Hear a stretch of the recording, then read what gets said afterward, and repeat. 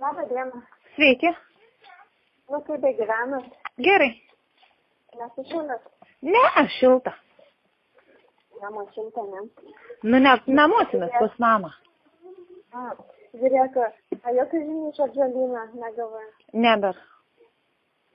Matai, Buratins gali priimti jau nuo pirmadienio 4 valandom abudu.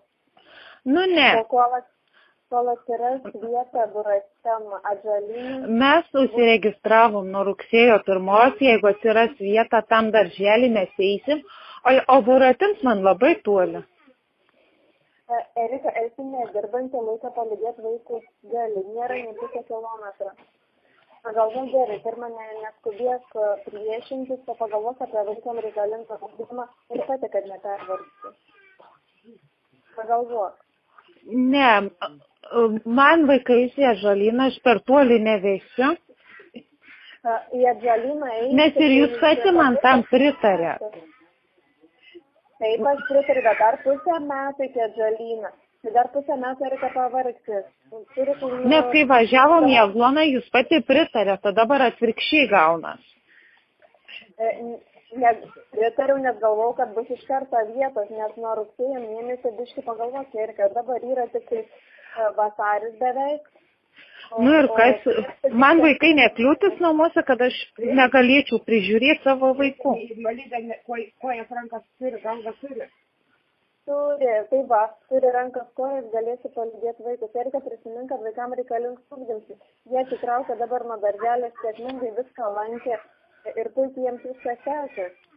Nereikia tikriausiai nuo ugdymo. Nei vienas. Namuose irgi ugdas, viską darom, kad ugdytos. Ne taip, Erika, turi ir bendrauti su kitais vaikais, su kitais suaugusiais, ne vien su tavim, ne vien su močiute. Na, aš pasakiau savo nuomonę ir savo nuomonės nekeisiu. Na, Erika, žinai, kad vaikam užtikrinti ugdymo sąlygas yra privaloma, nes kitaip yra pažeidžiamas nuo vaiko teisės, tai privaloma gauti ugdymą. Nu, tikrai aš lauksiu atžalinę vietas, o į Buratiną nevesiu.